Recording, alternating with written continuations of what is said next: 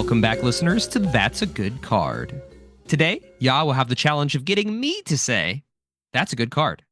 And while Ya will be doing the convincing, I'll be playing the devil's advocate.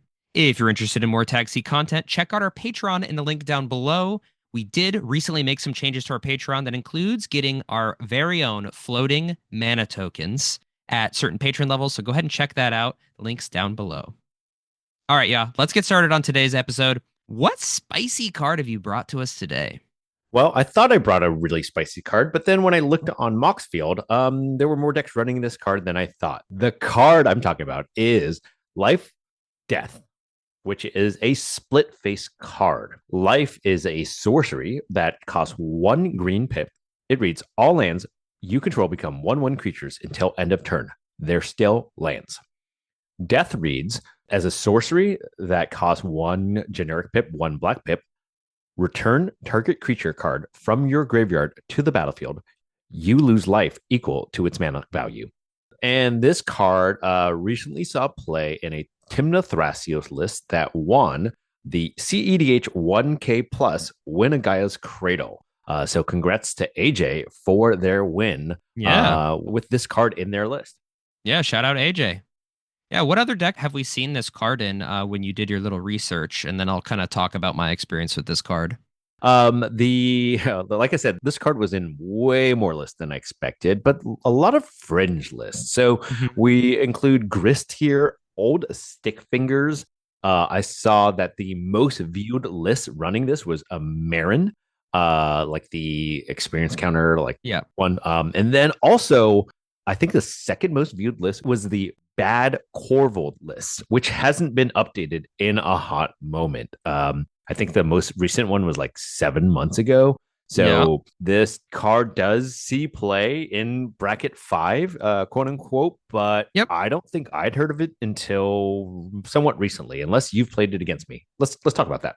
Yeah, so I have a lot of experience with this card. Obviously, hearing that it's in a Corvold list, it was a mild shock to me. But guess what? I used to play this card in my Corvold list.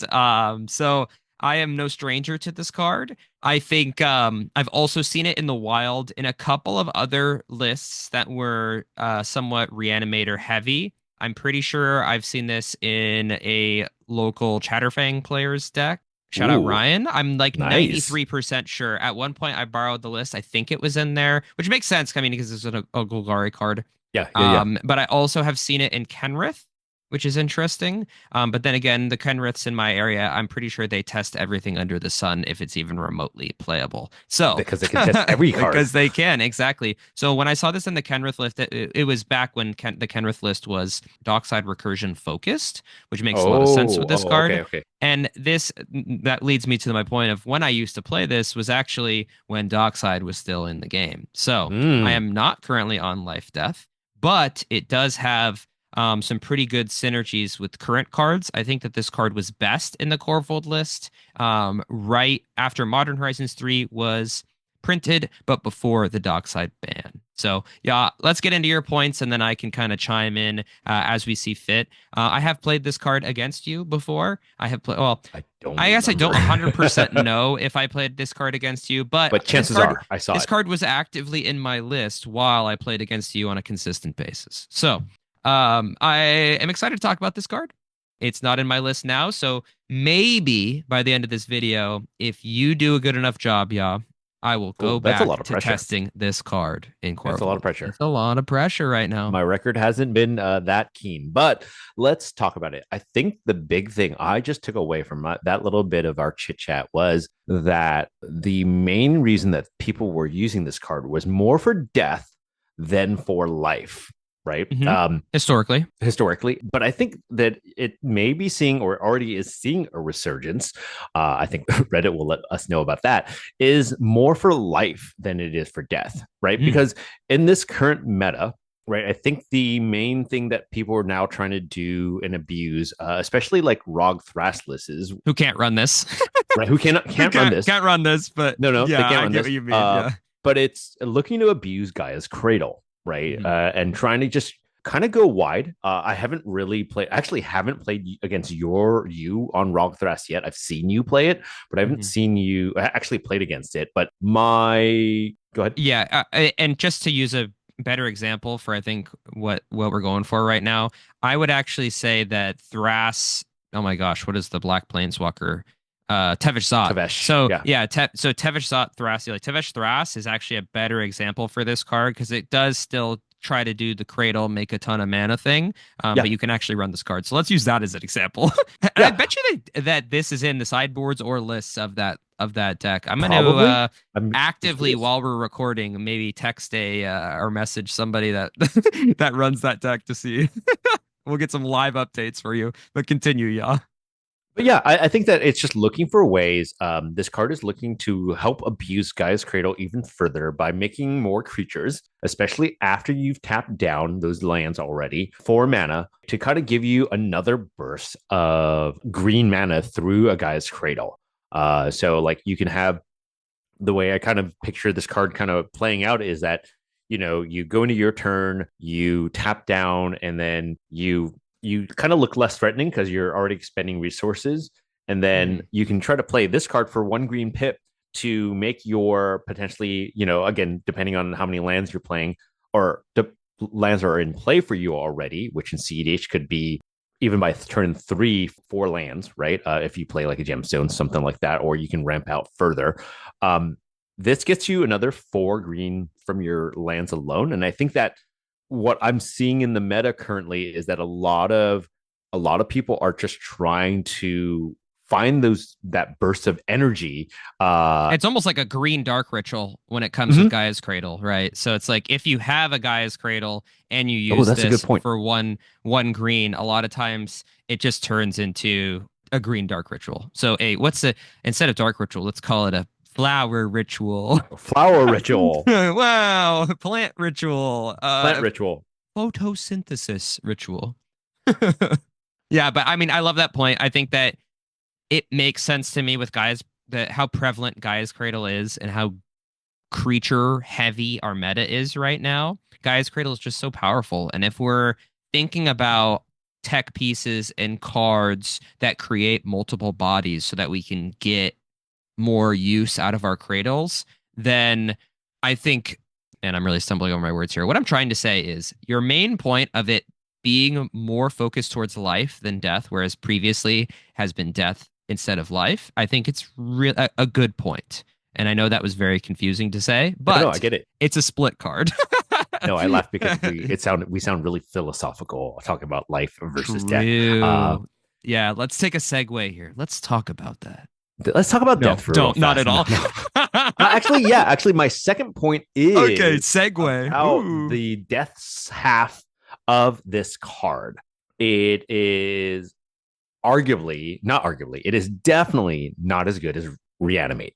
That's right. Mm-hmm. That's right. Yep. It is definitely not as good as Reanimate because it's 1 pip more, which really makes a big difference. But I think that it's still pretty good to have a reanimate effect that is stapled onto a Mm-hmm. card that currently I think is the effect that you want to see more of, right? And if you're in Golgari plus colors, chances are you're going to look to abuse your graveyard anyways. And so I still think that death, while not as good, is still very playable, Mm-hmm. even in this current meta of trying to reanimate creatures straight up back onto the battlefield at the cost of just 2 mana and then like some life from you, right? And so I think that that's an effect that is always going to see play, and it's just really, I think, convenient and nice that it's packaged together Sure. with another card that is, I think, a little bit more, another, not card, but another effect that is a little bit more sought after currently.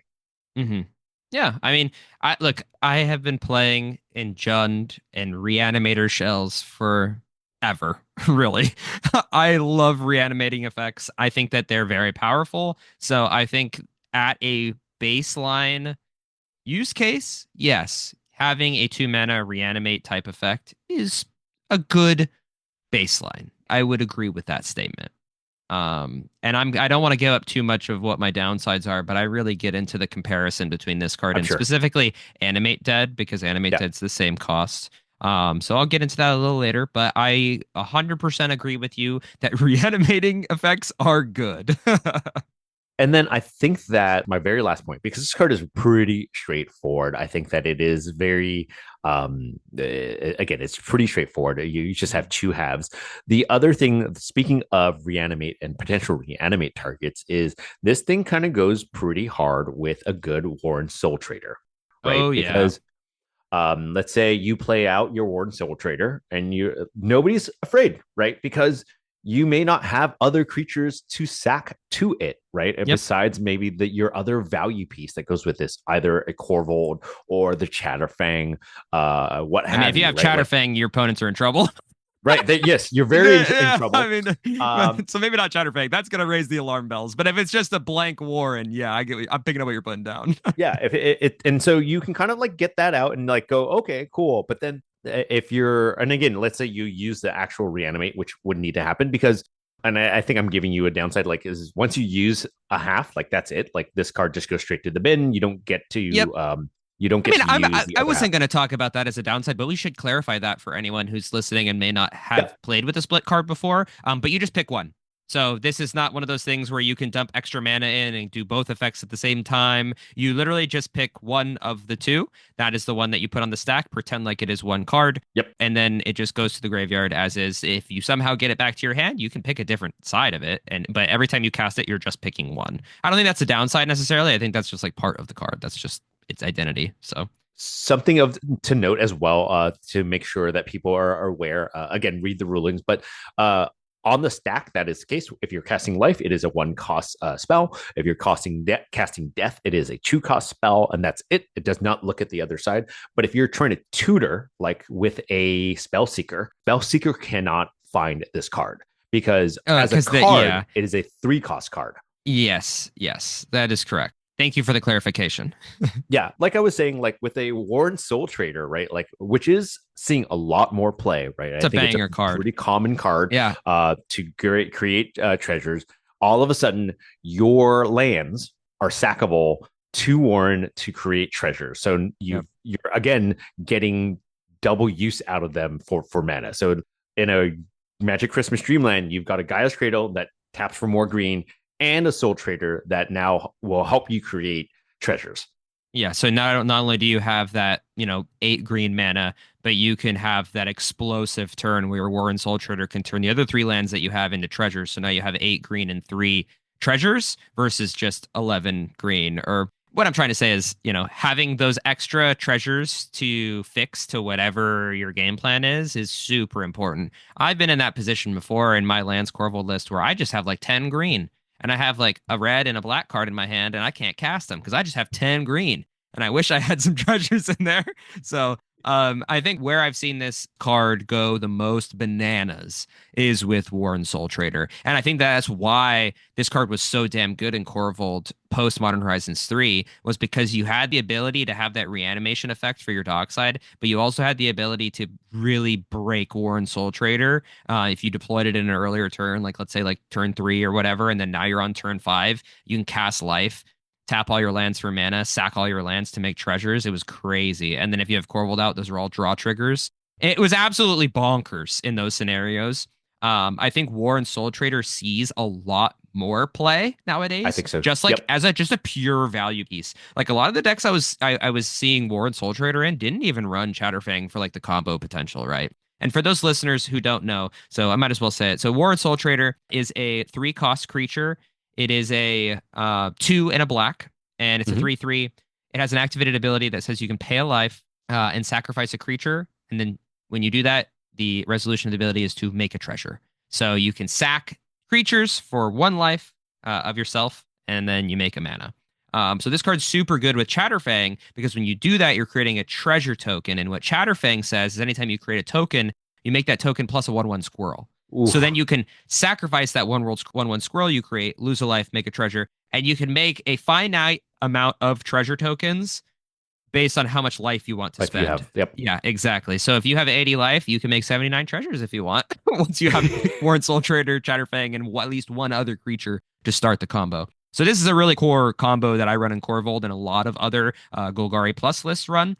Just because it's basically like make 30 mana. And in Corvold, if you have Corvold out, it's like make 30 mana, draw 60 Draw. cards. Yep. Yeah. So, and which is win the game, right? So, Yeah, Warren Soultrader, what I was trying to say is it's seeing more play in Esper lists, just like as value pieces. It's seen a lot of Yeah. play in Kenrith, just like for value. So a lot of things that it has great synergy with Orcish Bowmasters. So Oh, like you can ouch. use the every time there's like a Rhystic trigger, you can sack the army token in response to the Rhystic trigger. The person draws, you make another army, then you can sack that army. That's what I have seen it used most for. Just like in terms of pure value for non-Corvold lists. So if Warren Soul Trader's in your list and you think that's a good card, which newsflash, that's a good It's a good card. That's card. a freaking broken card. People have asked me to do like recommended it for the podcast. I'm like, guys, this is too good. It's No, too no, no, good. no, no. That's too I good. think Everybody everybody knows that card's agrees. It's too broken. good. Yeah. So if you're running Warren Soul Trader in your list for value, Life Death seems a lot better. I 10 out of 10 love that point. Yeah. But like I said, this is a pretty straightforward card. I think that it's easy to kind of see the upsides. Let's go ahead and talk about some of the downsides. All right. My first downside is actually my fringe downside, Yeah. Go with it.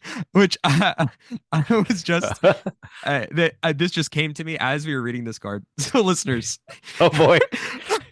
some background here. In our notes, Ya posted a picture of this card so that he could read the card at the beginning. And I'm 90% sure that he was stumbling to read this card because it's sideways in our picture. It totally is. It's hard to kind of read. That made me think about when I used to play this card and I needed to read what the card did. And I would have to turn the card sideways to read it. Which gave it away. And when you do that, you 100% give it away what you're doing to your opponents. So I remember actively having to think to myself, like, don't turn your card sideways, Kyle. You're just gonna have to read this sideways card as best you can. Good luck, buddy. Hope you can read. So that's my fringe downside is that if you have a hard time reading sideways text, you're in trouble. But anyway, I'll get into my actual downsides now. But that honestly made me think about that as that was happening, and I thought it was hilarious. That's funny. Okay. Yeah, my first downside to this is I view life, or I view this card, but specifically the life side of this card, as a high commit card. So, in order to get to that Magic Christmas Dream then that we were talking about, you're giving your opponents the tools to potentially destroy your lands, or Oh yeah. yeah, so Oh yeah. or you're destroying your lands yourself when utilizing this, which is like insane high risk. And like a pretty solid reward. But I think that like when this card resolves, you're in big trouble because sure, you might have a Gaia's Cradle out and you're like, great, I'm gonna cast life. I'm gonna all my, my 7 lands. I've spun Thrasios a bunch of times, so I have a ton of lands. Now they're all 1/1 creatures. I can tap my Cradle for big mana. This is gonna be sick. Guess what? Someone in response to whatever the first thing you cast is, shoots your Gaia's Cradle. Now, if you don't get there on your turn, you are screwed. Your Cradle's gone. So yeah, sure, you still were able to make a ton of mana on this turn, but now it's like it feels like a Final Fortune turn almost. Because if that Orcish Bowmaster keeps pinging, or let's say there's a Mayhem Devil keeps doing damage, or God forbid, if somebody rips a Fire Covenant right when this is happening and just pings every single one of your lands. That would be so hot. That would be so hot. Listeners, for Fire Covenant TLDR, in summary, I don't have the card up, but it's a 3 mana instant and it can deal X amount of damage to X number of creatures. I think something along those lines. Based on the but life you play. it can Yep. it can just ping Yep. ping ping ping ping ping ping ping ping Yep. hit all of your land creatures and they're all dead. So that's the first downside that I have to this card is it is a commitment to play this card, to play the life side of this card, because there's a chance all of your lands die, which is not good when you're playing Magic the Gathering. Lands are the most valuable resources that you can have. This might be kind of not hypocritical, but ironic, speaking from the land Scorvold player Right. who sacrifices lands my on a rebuttal daily was basis, this. like Yes. it's nothing. Yeah. Yes. Is that okay? My Speak on your rebuttal. Sure. What's your rebuttal? My rebuttal this is coming from the guy who loves to play a card called Squandered Resources. Hell yeah. Is this the right one? Right. Or a card that I'm also seeing a lot of. And I think that part of the reason I brought this card is because a card I'd also considered bringing was Reign of Filth. Reign of Filth. Right. Yeah. Right. Which is a similar effect, kind of. Reign of Filth, we'll read that one, is essentially pay 1 black pip. It's an instant that allows you to sacrifice your lands for black mana. Yep. right? The ones that are on the battlefield. Yeah. Yeah, the ones on the battlefield can Yeah. be At the time of the instant resolving. Yeah. So that's a Rog size special. When they're like super committing for like a crazy necro, they just like sack the 2 lands that they have for 2 black. So it's like a tiny little ritual. and then squander resources. Since I mentioned it, Kyle will probably have put it on, but again, for those of you listening, is a Golgari, just green, Yep, black 1 green, 1 black. Yep. enchantment that says you can sacrifice your lands to produce any mana that land can produce. Is that right? Correct. Yeah.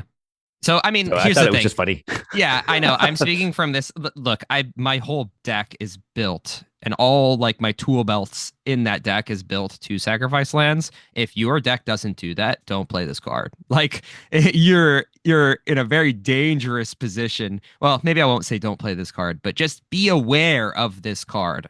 I may Truth. be able to Truth. do that in my list and not feel afraid like I'm completely blown out of the game.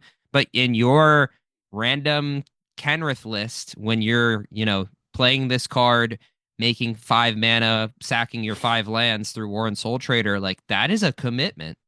You Unless you better play win. Lumra. Unless you play a You Lumra in the 99. Lumra in Kenrith. That's true. You would be so stoked, right? Like you'd be so stoked that Oh they, my they start gosh. pinging those lands Yeah. down. You're like, oh my gosh, I And then was you going have to do to, that to myself. and then you cast Breach, and then recast Life again, Again. and then Ooh. resack them all, and then Lumra. Oh my gosh, we're suddenly playing Kyle's Regicide lands deck. There it is. Which maybe Oh, people should consider. You're doing the thing. Yeah, you're convincing me. All right. My second downside is the comparison to Death, the Death side of this card, and Animate Dead. And I really just see Animate Dead as better in almost every single way. Yeah, I agree with that. I scraped together a couple of positives to it. But realistically, as a sorcery instead of an enchantment, it can be Flusterstormed, right? You can't target your opponent's creatures with Death, which is really unfortunate because a lot of times you just want to take whatever your opponent has that's really, really good. Maybe a Consecrated Sphinx gets Force of Willed, and then you're like, I want that Consecrated Sphinx the next turn. And now that Force of Will's gone, and now all of a sudden you have a Consecrated Sphinx in Golgari or whatever, right? So it is.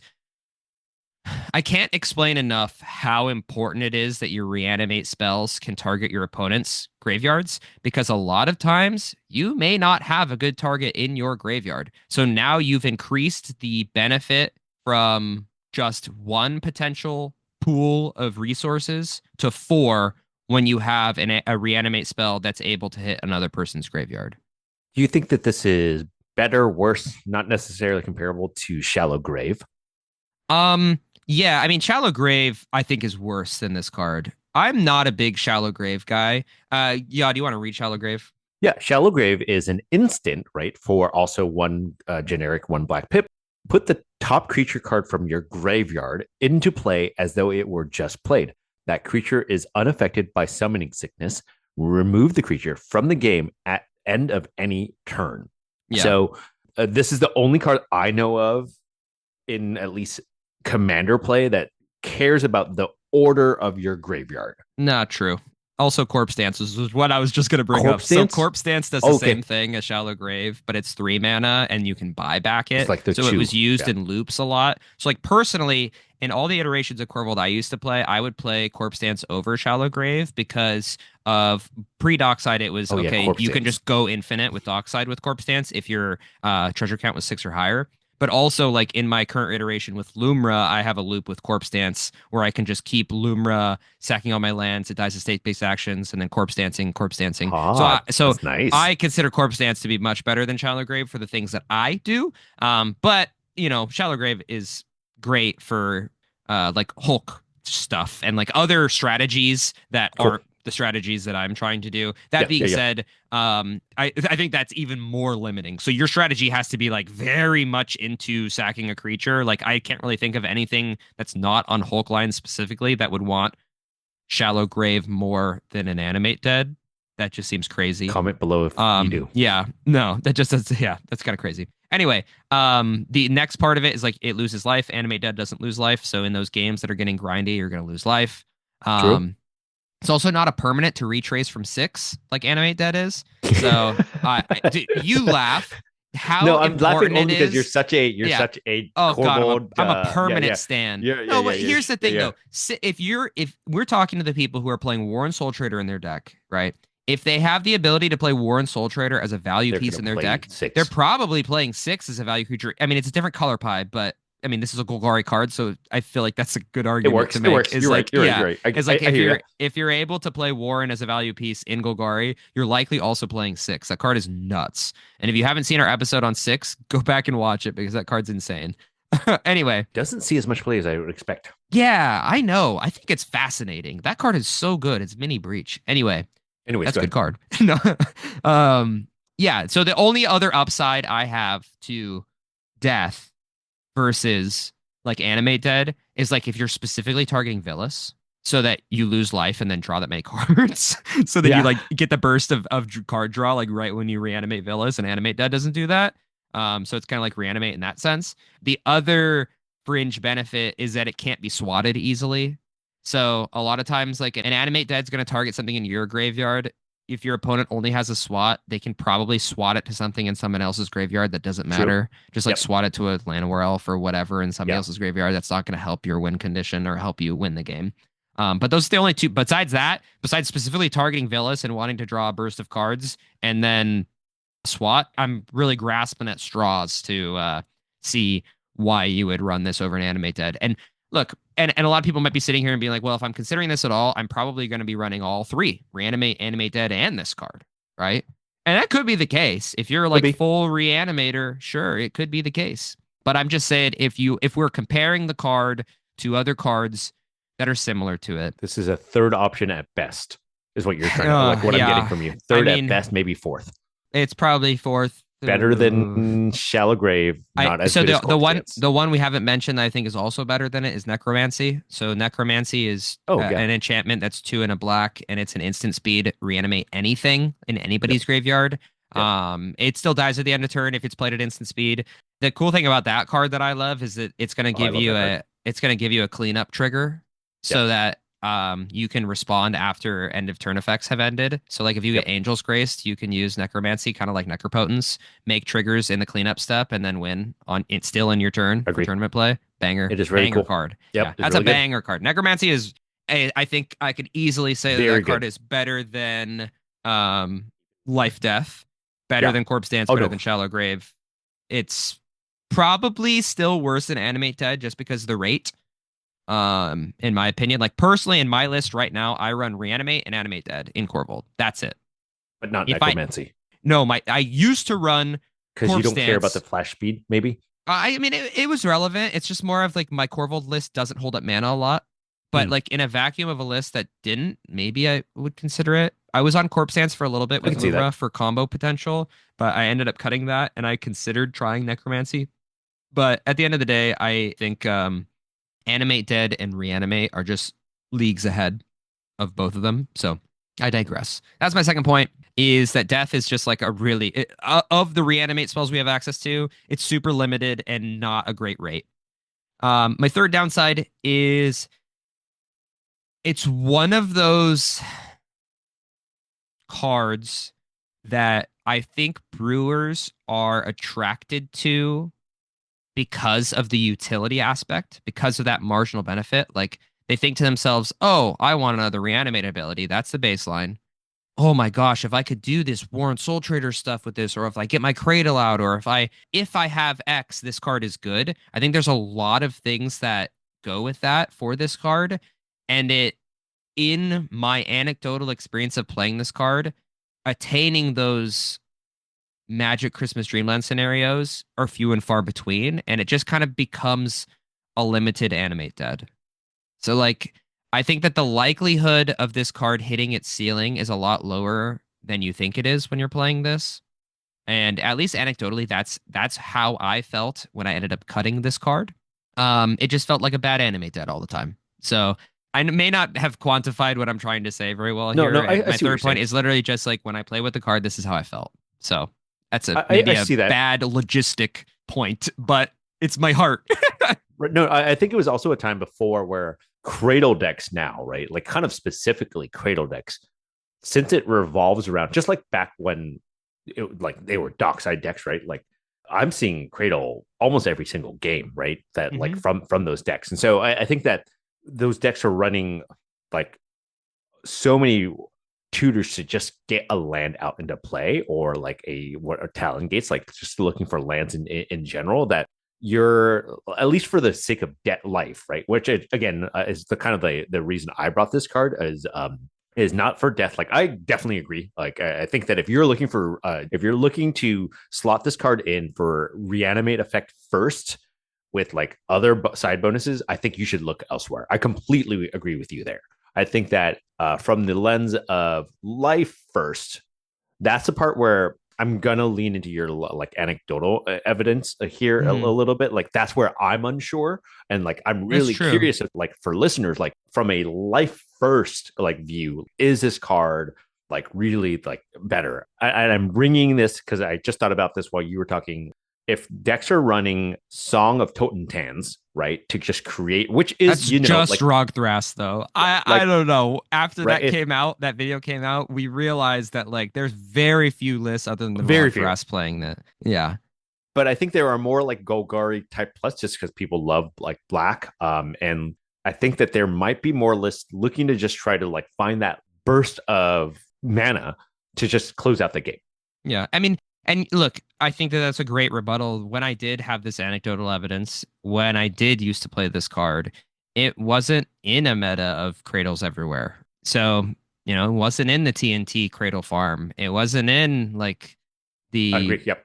at the time here, I wasn't even playing Cradle, I don't believe, in that time gap of Modern Whoa, Horizons really? 3. No, because I mean, Oh at that wow. time, like it was in I can't Dockside remember. meta, like I really wasn't establishing a bunch of creatures on my board, so I wasn't even You were just playing looking for Cradle in my Dockside, list. right? Yeah, I was literally just like doing everything I possibly can to just reanimate Dockside over and over again. So Hmm.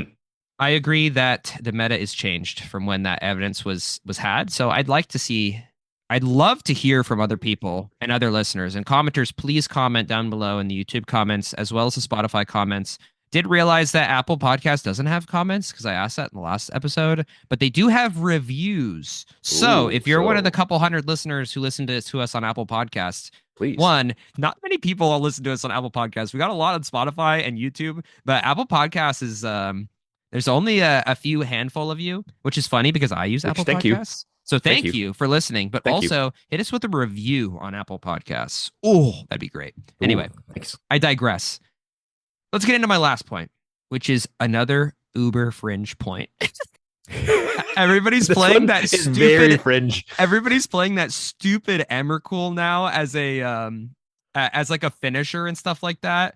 And if you play this card, you're giving your opponents an outlet to kill you if they control your turn with Emrakul. Now everybody laughs because it's the stupidest fringe one I've ever heard in my life. It's a But real point. it's a real thing, It's a real okay? point. Yeah. They could reanimate something big and then kill you with it. I True. just wanted to bring that up just because I've been seeing this stupid Emrakul everywhere. I think it's a very powerful card, Yeah, of but course. to me, it's one of those ones where if you get Emrakuled and somebody does that, you're just like, oh my God, like, come on. Like, am I really Come getting on, dude. Emrakuled right now? So, You Emrakul are. the Promised End, I'm just going to read it just because it was a point. It's a 13 mana legendary creature, Eldrazi. Uh, it says Emrakul, the Promised End costs one less to cast for each card type among cards in your graveyard. When you cast Emrakul, you gain control of target opponent during that player's next turn. After that turn, that player takes an extra turn. And then it has flying, trample, and protection from instants, and it's a 13/13. This point was just really stupid, but technically speaking, like You're right. when you take control of someone else's turn, normally what people do is they just like hopefully can tutor for a tainted pact and then just like tainted pact all the way down and then like pass the turn and then the person draws and they lose. But sometimes you can find ways to like actively make the person like lose life or take game actions that kill them. So this is one of those. So it's pretty interesting. Um, I also just wanted to bring it up because I think that this card should be on other people's radar. Just know it exists. I That's mean, all I'll say. Know it I exists. definitely, I Don't get definitely agree Emrakul. there. I have no counterpoint to this. There's none. There's no counterpoint to this. This might be your strongest point. Okay, let's go. Yeah, what was the point I made? That was the best point against this card. Okay, I'm not going to say your last point. I'm not going to say it. I'm not going to say it. I think it is The fact that life, casting life, right? The part of the card I think is the more powerful effect here in this case is a really high commit cards. I don't think that this is happening yet.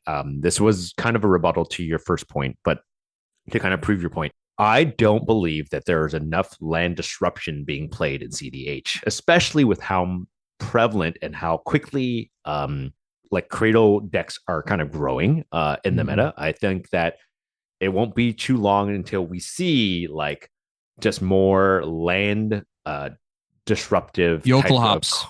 right Yoko hops. Look it up, folks. Yep, look it up. Those cards are going to see play, and so this being a way to allow your opponents to really get you with it is pretty powerful, right? Like just one small board wipe or one like some Quark deck that's running like or like a Obnixilus deck that like trying to like ping the table down, right? Is gonna really get you. And so you have to be really aware of what you're playing into. Otherwise, you will find yourself with no lands after you make a bunch of green mana, right? I Yeah. hope you win. I hope you win. Yep. Good luck. I hope you win. It's very much Final Fortune in that sense, or Warrior's Oath, where you're just making a decision that, could make you lose the game. Yep. But you could also win the game. So, give and take. We're trying to win in CEDH. So maybe that's something you want. Okay. What point of mind do you think makes supports for why people should consider this card? Yeah, so I guess my favorite point of yours is just like kind of seeing it as that green dark ritual. I think that I 100% agree. Gaia's Cradle has become so powerful just because the turns are taking longer. We're developing a lot of value creatures in our games. And eventually, like I'm just thinking of TNTs and like how many times I've seen like just like a Bloom Tender, a Timna, something else, like an Orcish Bowmaster with an army token, and then their Cradle's just tapping for 4 every single time. It's like if you have that and like all TNT needs to push it over the edge is just like 1 mana, make my Cradle tap for 10 mana, like that's huge. It's absolutely massive. You can rip off like this could be the difference between you ripping a Chord of Calling for X equals 6 and just getting whatever the heck you want, that can potentially win you the Yep. game. Yep. So I think that the burst of mana is really, really exciting. And it's something that has made me kind of think about it for my current Corvold list because I am on Cradle now in my current iteration of Landfall Corvold. So that's your best point. Great synergy with Cradle. Cool. So it's time. Kyle, have your thoughts changed on this card? What do you think about life, death? Is it a good card? Yeah, I think it is. I would say Whoa. that's a good card. I actually did not expect that Oh, I mean, at all. here's the thing. In the conversations that we were talking about and all the downsides that I mentioned, I feel like you had a good response to at least make me take pause and reconsider a little bit. Like my favorite one was when you were like, well, when I was talking about my anecdotal speaking, I'm like, oh, this just feels like that. And you're like, well, you didn't play it when the meta was like this. I was like, ah, yeah, damn, that's a great, great response. We didn't see as much Gaia's Cradle focus before then. So it's kind of interesting. Like maybe this is more powerful nowadays than it used to be. When I made my point about just like the high risk scenario of sacrificing your lands potentially or getting your lands killed just to make a bunch of mana. To me, I was like, you like just looked at me through the camera when we were recording, like, isn't that shit what you do every single day? Like, isn't that like your thing, Kyle? And I was like, you know what? Yeah, I mean, sometimes all you need is a big burst of mana to win you the game. So, I in CEDH right now, we have so many draw issues. We have so many people dragging the games on and on. Like maybe we do need more high commit cards like this just in general to really try to push yourself for a win. It's like either I win or I don't. Like I love that mentality. That's kind of where I'm at right now with this. So yeah, that's a good card. Because of what you said, I will actively retest this in my current lands iteration of Corvold. And I'll let you know how it goes. And patrons, Awesome. if you want to listen in on our patron callback series, and eventually you'll get to hear my thoughts on once I test this. And I'll talk to Ya about whether or not I thought it was a good card after testing it again. Cool. Cool. All right, y'all. It's time for our second to last closing segment. Definitely not our last closing segment, And I definitely didn't edit this because I started moving on too fast. Shout out editing, Kyle. Anyway, so let's talk about decks that we would potentially want to test this in. We're just gonna do some rapid fire ones, y'all. So you're gonna ask me a deck, and I'm gonna say scale of 1 to 10, how interested I am in testing life death in that deck. Five being completely neutral, one being gross, poo poo, and 10 being, oh yeah, that's a gamer card for that gamer deck. Okay, let's start with a real popular list. Sisse. No. Sensei, let's do like a two. It's a Two. Okay. two. Think something I think will give you a little bit more pause. Glarb. That does give me a lot of pause. I Shit. knew it I'm would. panicking. It's supposed to be fast, Kyle. Six. And then Tefrissat and Thrasios. We talked about it a little bit. So I'm gonna say a nine. I texted a friend who plays that list, and he said he doesn't currently play in that list. But then he also just started talking to me about how he broke the list down and isn't playing the list anymore. So, oh my gosh, that was not helpful. John, you are not helpful. You're supposed to be my Tevish Thras guy. All right, commenters, if you're a Tevish Thras player, get in the Discord. I need a new Tevish Thras guy. And then last but not least, I already kind of know the answer here, but Corvold. Yeah, we'll say a 9.1. I Ooh, will try it. I will try it for sure. sweet. That's our rapid fire decks. We think this could be running. Pew, pew, pew, pew, pew. All right. It is time for our favorite closing segment. That's a good card, question mark. If you haven't played with us before, what's going to happen is Ya is going to give me the name of an obscure Magic the Gathering card, and it's going to be my job as well as yours, the listener, to guess everything about that card. Color, type, cost, flavor text, artwork, everything. Go ahead and pause the video after Ya gives us the name of our card. Put your guess in the comments down below. I know a couple of you have been doing this religiously, and it is incredible to see you play along with us. So thank you so much for doing that.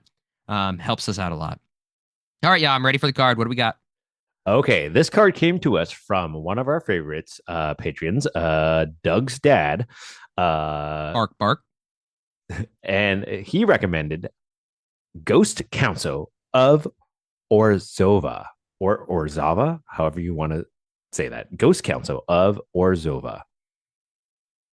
Orzava? What the hell is this card? Okay, It's a Ghost real card? Council of Orzava. So it's like Mm-hmm. Orzov with an A at the end. Yes. What? Okay, a Ghost Council. A council of ghosts. I'm thinking this is like a shoot. We'll go a.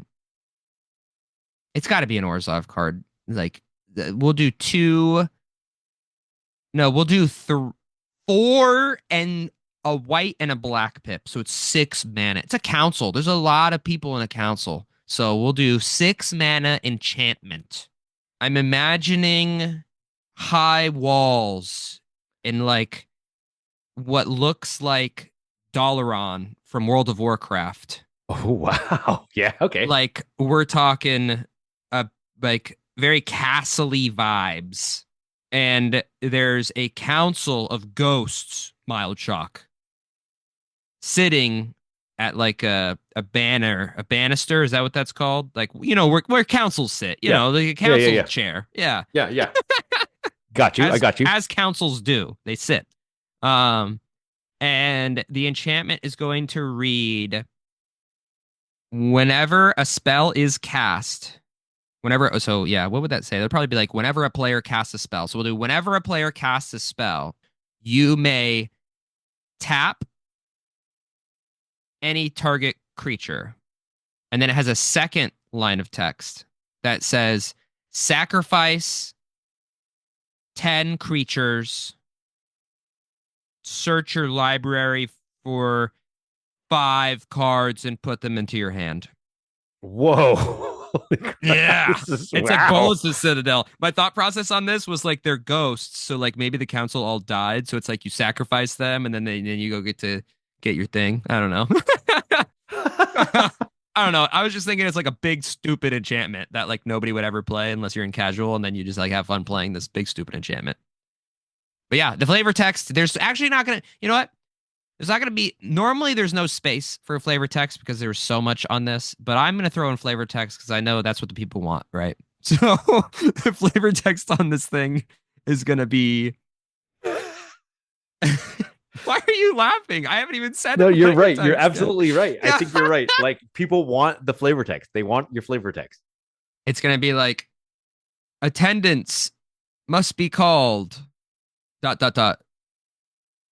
Jerry, you're looking rather blue today. Dot dot dot. And like all the ghosts are blue in the artwork, obviously. All That's right. it. That's it. Okay. So obviously, Doug's dad recommended this to us because we are the premier Orzhov Number one Orzhov podcast. podcast. Right. Right. And so I think he had actually suggested a few other cards, but I was like, I'm looking for the Orzhov card that is going to throw Kyle. And I think I really threw you. So you said a 6 cost card that was 4 and 2, Four 4 and 2, Orzhov. so Yeah. 4 and Orzhov. This is a 2 white, 2 black pips, 4 cost. 2 white pips, 2 black pips. Legendary creature, Spirit Lord. It's a 4/4. It reads when Ghost Council of Orzhova comes into play, target opponent loses 1 life and you gain 1 life. And then it also has pay 1 generic pip, sacrifice a creature. Ooh, for the it sacrifices activation cost. creatures. Yes, I was it does. partially right. Yeah, you remove Ghost Council of Orzhova from the game.